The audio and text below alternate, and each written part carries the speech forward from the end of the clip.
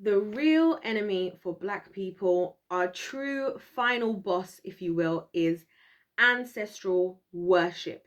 Ancestral worship. And I'm going to explain this. I'm talking about this because I keep hearing people use this phrase, particularly Black people, about how I add my seasoning until the ancestors tell me to stop.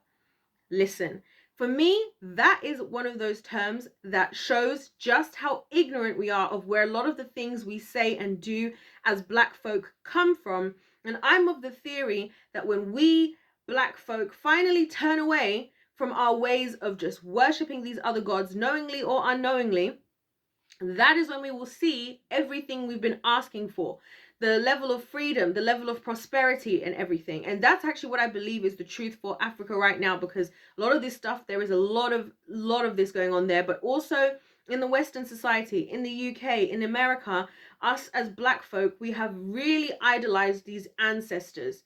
And I'm going to read to you guys, first of all, a passage from the Bible that I find particularly interesting. I'm not going to get too much into what this until later into the video, but I just want to read it because it's interesting how everybody's talking about how we Black people were Hebrews or are Hebrews, and I don't think it's only Black folk that were Hebrews, by the way, but definitely there were a lot of Black Hebrews, right? So let's talk about this. So we've got Abraham here, and this is in the Bible. This is in Genesis 5. Just run with me, guys. I'm only going to read 3 verses, but I really want you guys to hear this because it's very interesting. It's Genesis 15, verse 12. As the sun was going down, a deep sleep fell on Abram, which was before he became Abraham. And behold, dreadful and great darkness fell upon him. Then the Lord said to Abram, know for certain that your offspring will be sojourners in a land that is not theirs, and will be servants there, and they will be afflicted for 400 years. But I will bring judgment on the nation that they serve, and afterwards they shall come out with great possessions. Very interesting, isn't it? He says that his children will for certain become offspring, will be sojourners in a land that is not theirs, and will be servants there, and they will be afflicted for 400 years. Interesting. And they'll be servants. We're going to come back to that. I think an issue that a lot of us Black people have, and this is not completely exclusive to Black people, but I know this from the Black experience, especially because I'm Black and I've lived in America, I've lived in the UK, I've lived in Africa. Okay, so I see it from all levels of extreme. Is there's a lot of our traditions and traditional things that we do that we cling on to, which I get it, because a lot of our culture is lost, a lot of our history has been hidden on purpose or destroyed or changed. So I get why we are so attached to these types of things. But these little intricacies of these ancestral worships and like all of this, like burning sages and stuff like this, even rituals, there's a lot of ritualistic stuff we do. I actually believe this is our truest enemy. And the reason why I believe this is because, once again, in the Bible, if you read it in the books of Kings, right, which I love Kings in the Bible, it's in the Old Testament. People don't like the Old Testament, but I think it's great. But it's really interesting how there's all these stories back to back of all the various kings of Israel, right, Israel and Judah, whatever. And back to back, you'll see that it'll be like, and then after so-and-so king reigned for 44 years, this king was rose up as king, and he did what was wrong, did what was right in the eyes of the Lord, and they prospered and blah blah blah and blah blah blah, and it's all lovely story. And then we go on to the next thing, right? Then it comes to the next king, and then this king did not do what was right in the eyes of the Lord. They turned to other gods. Every time this happens, what then happened is God allowed for their enemies to overtake them, to attack them, to prevail over them. And this is something that God warns of in the Bible a lot. And it's not because it's a punishment, but it's like, if you don't have a relationship with me, you don't get to have the benefits of the relationship with me. Do you know what I'm saying? Who in this world, right? Who right now, this is why I believe God often refers to us as adulterous. Because like, you're cheating on me. You're cheating on me because I'm supposed to be your God and you're worshipping that God. So why am I going to go ahead? To the streets you shall return, my friend. Like, do you know what I mean? And that's what I think a lot of us as Black people have become like today. We're so idolizing of like our ancestors. And that's why I said it's not just like the direct ancestral worship, which I think we do in a lot of different ways. If you guys want me to dive more into that, if even one person requests it, I will go and do the I will go and do research about it and talk more about it, because I think this is actually quite important. But I'm also just talking about our attitude towards the ancestors and how we look to them. We're constantly looking to them as like, oh, we're so everything they did. Like this is where it's like how in the Bible, right? We have the people in the Bible that we appreciate, like the Abrahams, like the Davids, but we never put them or our appreciation or for them above what we do with God, right? Because that's when it becomes idolization. And I think that's a lot of what we do now. There's a lot of us stuck in these circles because we're so busy, like dying on a we'll quicker die on the hill of Malcolm X than we would die on the hill of Jesus Christ. Do you see what I'm saying? And we interact with a lot of things that we shouldn't be, like all these crystals, a lot of these tribes in Africa. I don't know if you guys know this. A lot of these tribes, these tribal things, they stem from ancestral worship. From the things that your ancestors used to worship. A lot of these songs that people sing, languages, a lot of the culture.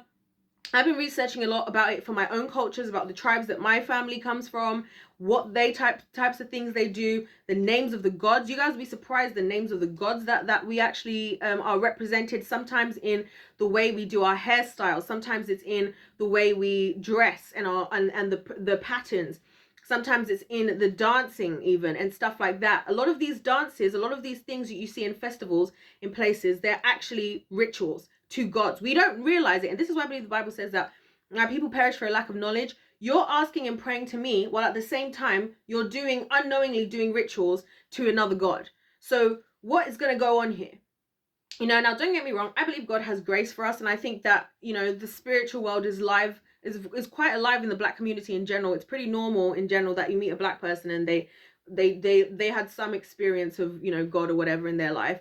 But I say all of this to say, guys, that I truly believe, like I've seen it in the Bible, when God's people when they cheat, when they're adulterers, right? When they're adulterous, God is like, to the streets you go to the streets, and the streets is the streets, mate. It's the Bloods and the Crips out there. So it's whoever. And a lot of the times, right, this is the other thing, guys, when every single battle in life has a spirit attached to it. That's why it's even the Babylonians. We're talking about, oh my gosh, this is crazy. Let me tell you why this is crazy. This is amazing. I'm so glad I put these two and two things together right now. I'm so warm. My hands are freezing. Anyway, so just in Rihanna's performance that just happened, right? Somebody pointed out, and this is I don't even think this person is Black, right? But somebody pointed out how they find it interesting that Rihanna got pregnant, announced her pregnancy the last time in February and this time in February, because apparently between the time of January and March, there's a literal satanic, it's a satanic period where there's these incantations that they do to try and rebirth a particular type of spirit. And I think it's the goddess of Babylon, right? And so part of the whole imagery and symbolism that was suggested in her performance, her being dressed in red representing blood, sacrificial blood, which, as I said to you guys before, blood is the currency of the spiritual world, and then the kind of white, which is kind of the innocence, the purity that was going on around it. Obviously it's all false and whatever. And once again, one of the reasons here we go, oh my gosh, we're going there. One of the reasons oh my gosh, just another thought as well. One of the reasons I stepped away from the entertainment industry, guys, is because I realized that us dancers, choreographers and stuff, what a lot of these people are doing in these demonic practices, the dancers are essentially becoming a part of the rituals, if that makes sense, because dancing and music has always been a part of spiritual encounters, right? And so that's why I had to step away from that, because I'm like, I don't want to do that. And you be seeing it. Did you see Sam Smith's performance at the Grammys, right? That was so ritualistic, spiritualistic stuff going on there. Oh, I wish what was that big event of something that they did, some portal they opened that's supposed to allow a new atom or something to whatever enter into the world or something. Once again, they had dancers. These are the little intricacies, guys, of things that we do where we don't even realize what we're doing, right? It's shown in the Bible. It shows time and time again how the people of God would have God turn away from him, start doing whatever they had to do in ritualistic worship to the other gods, right? And then the other gods would then obviously, and the reason why I'm saying this is because the Babylonians were one of the people who overtook the people of God. So isn't it interesting how we're here again? potentially, right? Let's theorize with this. We're here again. You got Rihanna doing this like, because what basically they would do, by the way, guys, with this this trying to reincarnate this goddess of Babylon type of thing, is a woman would actually end up pregnant with the child of this goddess Babylon spirit type of thing. So that's why it's all very like symbolic. That's why I'm saying it's such an interesting overlap. And also it just goes to show how much we forget about things through history, and this the timings of things, because I've told you guys that even all the little timings and dates of stuff and why certain things happen at certain times, there's so much in that. I was telling you guys about Friday, and how, you know, it's named after a goddess called Freya, and what that all has to do with. I've talked about a lot of this stuff in other videos. There's like, why is Friday the 13th considered unlucky? I've got all those videos, guys, so you can check them out. I've got over 800 videos now, guys. That's crazy. Anyway, so I think what a lot of us need to do is, it's time for us to let go of some of the old traditions, okay? It's time for us to allow for God to rewrite, to what's the word I'm looking for? Rectify, help us to rectify the mistakes that we have made. Because historically, this is where I think is why we're going wrong, because we continually go to these other things unknowingly, right? Even the spirit of just poverty in general, right? And these types of things we're doing, like the cultures that we're engaging in, right? Promiscuity and all that type of things. A lot of these things are things that people do as part of. I remember there was one lady who was engaging with, you know, witchcraft and whatnot, and she was explaining how she had essentially, I'm not even going to talk about what types of spirits she was dealing with. By the way, for those of you who are watching this and thinking it sounds wild, I'm talking about spirits. First of all, if you're in the Western world, just like to say that it's only us in the world who really find this stuff crazy. If you go to places like Africa, it's normal and you'll see crazy things. It's more in your face. In the Western world, the Western governments and the Western powers, they hide all of it because they want to profit off of all of it themselves. They don't want you guys to know that there's actually certain things you can do, because they don't want you to realize that the spiritual world exists. Because if you do that, that means that God must exist, which means you might turn to God, which means you can overtake them. But that's the other thing that we've talked about many times on this channel, right?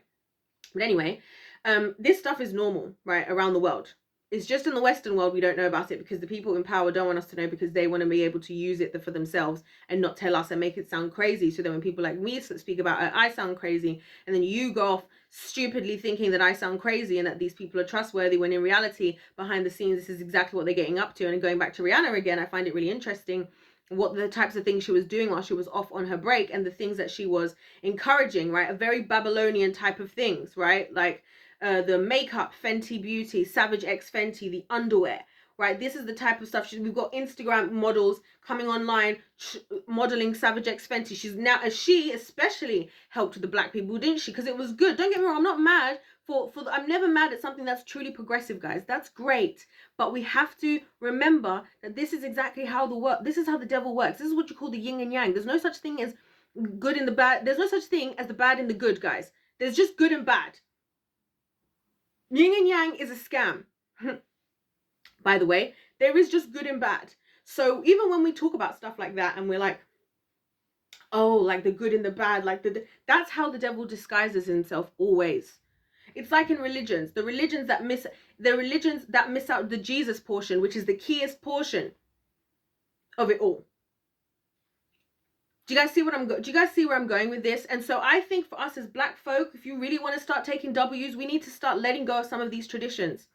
We need to start waking up to why we do some of the things we do. It's not all, even like the Egyptians and stuff. If you look into all these things historically, right now a lot of women are like defending hairstyles, like, oh, we're defending this hairstyle because it's cultural appropriation. Baby girl, that was used for satanic rituals, my friend. That was used for the rituals for whatever god from wherever tribe that your family used to support. That's where a lot of these images come from. They are these gods that your ancestors probably worshipped. And that was actually the mistake our ancestors were making. And so let's stop making the same mistakes as our ancestors, and let's wake the frick up. And especially for the black people, this is why I know it's so real when you have the black people who get caught up in like, oh, but the white Jesus. Why do you think they did that? Why do you think they did the white Jesus? The reason why they made Jesus white, guys, because first of all, I'm not gonna be the person to say I think that Jesus was a dark skin. I definitely know he wasn't white. Let's put it like that, okay? Why do you think it was so key to make Jesus white? Because then he is connected and he is seen to be a part of a different group of people, not the people of color, right? So then we don't want to identify with him because we don't identify with him, even though we absolutely do. I remember I was performing at this event. Well, I wasn't performing, I choreographed. One of the dancers couldn't make it, so then I ended up having to dance, which I hate when that happens. But anyway, there was a comedian there, famous comedian called Judy Love. She did a set, and it was really funny because she basically in her comedy set, she goes out of her way at the end to say that I've never known a black man. She said, she basically was explaining how Jesus is black because, you know, he's had to go to be held accountable for things that be punished for things that he never did, type of thing, which is also a black man experience for sure in Western society. You know what I mean? Jesus is actually the most relatable to us as black people if we really think about it, in a lot of ways. If we really think about it, he's extremely relatable to us as black people. I'm not going to get into that because I want to make it into a race thing. I'm not out here trying to be the battle of the races. I believe God made all of us. So listen, we're all whatever, but we all have our own individual problems and things that we need to overcome. And this for sure is one of them, guys. This for sure is one of them. Even this astrology business. Why are we so quick and dedicated to all of these other gods all the time? And this is why God calls us adulterous. Adulterous people. Because we be cheating on him with these other gods, and where are they getting us? We're still poor. We're still in poverty. We're still dealing with fatherlessness. Why? Imagine where we would be if all the men were in submission to Jesus Christ, all the black men. And this is the things I pray for, by the way. Imagine where we would be if the children, imagine how the hood would change. Because how many sons end up in the hood anyway? Because their father's in the hood anyway. So they are submitting to their fathers and whatever and following the footsteps of their father, but they're following the wrong footsteps. Do you guys see what I'm saying? There's so many parts of our society. There's so many parts of what we do, guys, that are so connected. Like, even if you look to the history of black music, right, in the United States of America, right, I think is it jazz or blues? I think it was blues. A lot of the famous blues stars are known to have, you know, I wish I could remember the name of this guy. He was like super famous. But basically, anyway, they were known to have, like, you know, talk about, even in their music, even like 50, 60, 70, like back in the 1970s and before, about having meeting with the devil and the devil giving them powers in music and stuff, right? So we are actually very, very influential in the areas of like a lot of this demonic practices in the entertainment industry. You know what I'm saying? Like, we should really think about this, right? Are we so have we got so much rhythm because we've been so used to dancing for our false gods all these years, and then in church we don't, where are the dance moves to the black folk enough? You know what I mean? So anyway, I just wanted to say that, guys, because this is my true belief. Like I said, I'm not trying to say directly that this is definitely talking about this, okay? Because I believe a lot of the times things in the Bible, not only are they true at the time that they were written, but they can be true at times over history, because I believe God is just that incredible at planning and everything. But I'll read it to you guys again, and I'll leave you on this. And this is God's promise to Abraham. And actually, you know what? I'm going to read the first part first. I'm going to read his promises. I'm going to read both sides of the promises, guys, because this is the difference between, I believe, his children who what's the word? His children, when we as people stick with God and when we don't. Because when we're with him, we gain the benefits of having God. When we're not with him, then to the streets you shall return. You go and look after you with your God, because your God clearly isn't me. So I'm not going to be somewhere I'm not wanted. Because I think that's how God actually feels, you know. I think he looks at us like, wow, so if you don't want me, that's fine. But then don't be upset that I take my benefits with me. Who in a relationship gets cheated on and then is like, oh yeah, no, just I'm still just going to be there while you're just cheating on me. Like, you're still going to have all the benefits of everything while you cheat on me. Get out of here, folks. Where is it? If I can't find it too quickly, I might just leave it, but I don't want to because I think it would be good to read. After these things, where is it? It's when he calls Abraham. So you should say the call to Abraham. I can't find it, guys. What's happening? Anyway, I'll read this part again. As the sun was going down, a deep sleep fell on Abram. This is Genesis 15.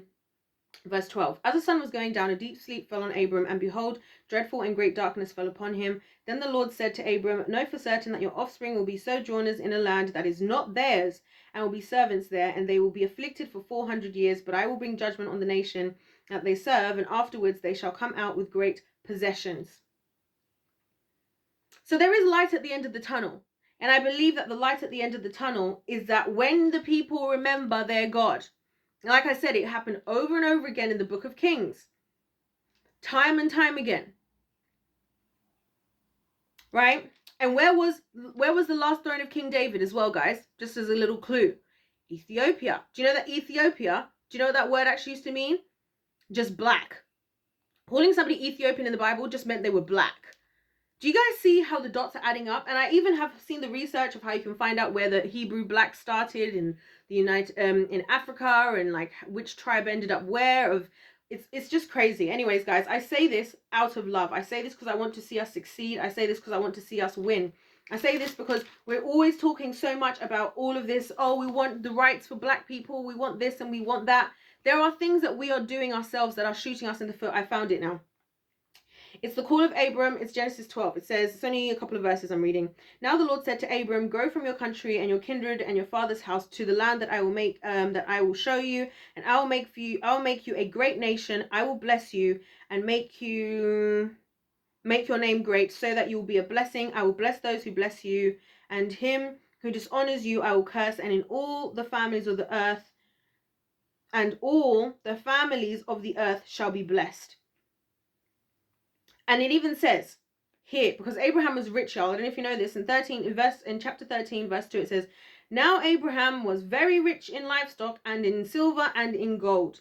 This is what God's intention was for his people. It was not poverty, right? It was not slavery. But like I said, guys, we are an adulterous type of people as black people. We are as people in general, but I'm specifically talking to the black community in this scenario, right? We're very woke. We're like, oh, we want to be seen as like, oh yeah, we came from Africa, or not necessarily everybody, but all of Abraham's children. He had, anyway, we're not going to get into all of that. But my point here is, anyways, that we have to turn our ways, guys. Seriously, we need to really reevaluate some of the things you're doing. All of this, I'm going to shake the thing until the ancestors tell you. The ancestors might be actually telling you that might be the problem. The food might taste great. Guess what? I bet the Holy Spirit will tell you even greater. Okay. Anyways, guys, that's all I've got to say for this video. Like I said, not trying to offend anybody. Also, this is generational curse. I didn't even talk about generational curses. Generational curse. You want to talk about generational curses? Some of these generational curses that people are talking about, they literally come from these covenants your ancestors were making with other gods, and they make. Do you know that it even talks about this in the Bible? How curses will affect the next generation, the next generation, and the next generation until somebody actually breaks it. So it's all very, very well and cute for us to be talking about like, oh my gosh, I'm trying to go against the generational curses. But you're living the generational curse by making the same mistake, by not breaking the chain, right? So get serious, guys. Let's get serious and deal with things at a spiritual level. The Bible says we wrestle not against flesh and blood, but against powers and principalities. Yeah, powers and principalities. My people perish for a lack of knowledge. Do you see what I'm saying, y'all? So I hope you guys can see that I'm saying this out of true love, respect. I promise you, the Holy Spirit will guide you to make even more delicious chicken than some other weird ancestral spirit will. And on that note, if you enjoyed the video, don't forget to subscribe, like it if you did. Let me know your thoughts in the comments, because if life's a game, then let's play to win. God bless you all, and I'll see you in my next one. Goodbye.